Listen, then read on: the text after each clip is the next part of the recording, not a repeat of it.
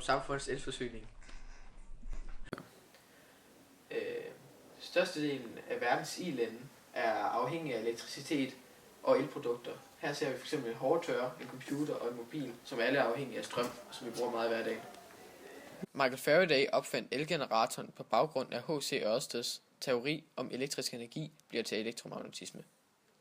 Faraday mente, at det måtte være muligt at omdanne magnetisme til elektricitet, og allerede i 1821 byggede han 2 apparater, som ved hjælp af roterende bevægelse af en magnet kunne frembringe elektrisk strøm. Induktion er, når en magnet skubber og trækker elektronerne frem og tilbage inde i spolens ledninger. Den slags strøm kaldes vekselstrøm, da den løber begge veje. Induktionsspændings størrelse afhænger af antal vendinger på spolen, magnetens styrke, hastigheden hvormed magneten bevæges. Man sætter strømforsyning til elmotoren, så den får den runde magnet til at dreje rundt. Magneten roterer ved høj hastighed og vender småmagneterne inde i jernkernerne, så der dannes induktion i spolerne. Vekselstrømmen føres ned til pærerne, som er forbrugeren. Når man sætter et volt- eller ampermeter til kredsløbet, er det vigtigt, at ampermeteret det sidder inden for kredsløbet, hvor voltmeteret skal sidde uden for kredsløbet.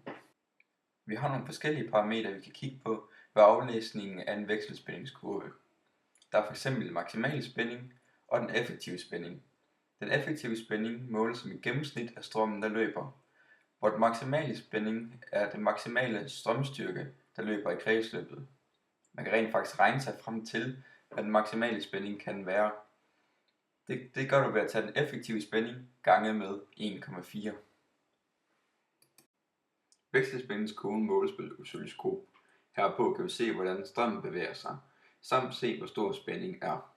Vi har tiden som midterlinje, hvor strømmen løber op og ned på den, som fortæller noget om, hvilken vej strømmen løber, og hvor mange elektroner, der løber. Vi har trefaset vekselspænding i hjemmet i dag for 2 hovedsagelige grunde. Først så vi får en 220 volt og 380 volt, men også at vi kan have flere apparater kørende på én gang. Trefaset vekselspænding fungerer ved, at vi har magnet med 3 spoler, der omringer den. 2 af spolerne bruges til 380 volt, det gør man ved at tage en fase fra hver. Den sidste spole bruges til 220 volt. Her bruger man en nulledning og en fase, da det sammen giver de 220 volt. Grunden til, at de 2 faser giver mere volt, er fordi de 2 spoler kan få skudt af hinanden, så maksspændingen flytter sig, og spændingen stiger. Vi har både 220 og 380 volt i dag, da der både apparater bruger de forskellige strømstyrker. De fleste maskiner bruger dog 220 volt, da de er noget mere miljøvenlige, men stadigvæk kører komfur og ovne på 380, da de skal have masser af varme så hurtigt som overhovedet muligt. Vi måler ofte vores forbrug i watt-timer, men for at finde ud af, hvad watt-time er, skal vi lige finde ud af, hvad vi regner om watt. Det gør vi simpelthen ved at tage spændingen gange med strømstyrken, eller også med kendt volt gange ampere. Og så for at få watt-timerne, så er det rent faktisk bare watt-tallet gange timer. Utroligt simpelt.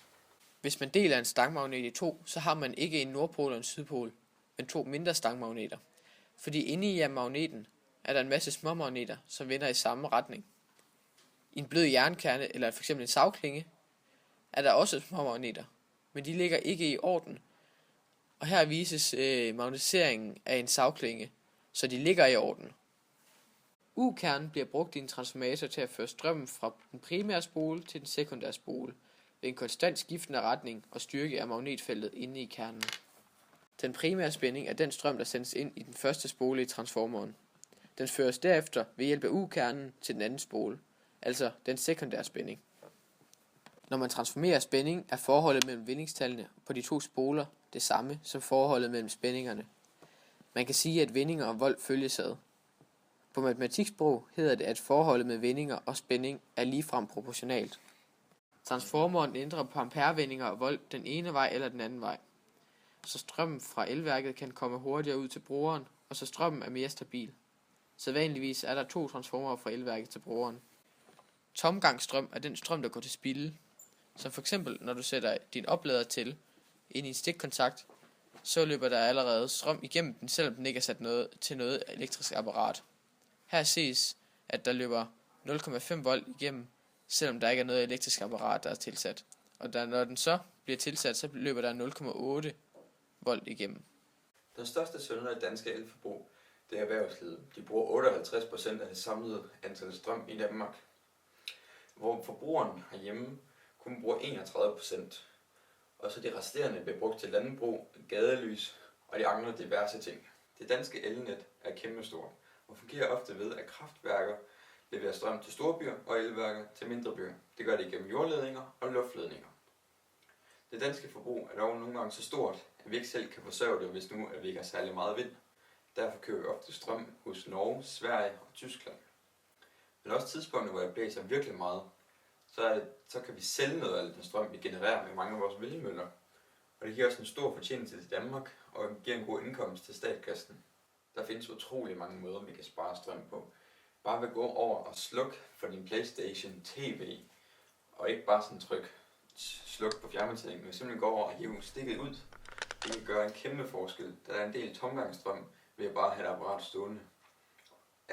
Og hvis du tager på ferie, så er et super godt råd, det er at tage alt ud af stikkontakterne, så der ikke kan løbe nogen form for strøm. Selvom at der måske ser ud til, at du tror, der ikke løber noget, og tingene er slukket, så løber der stadig en lille bitte smule. Jeg håber, I fandt vores film informativ.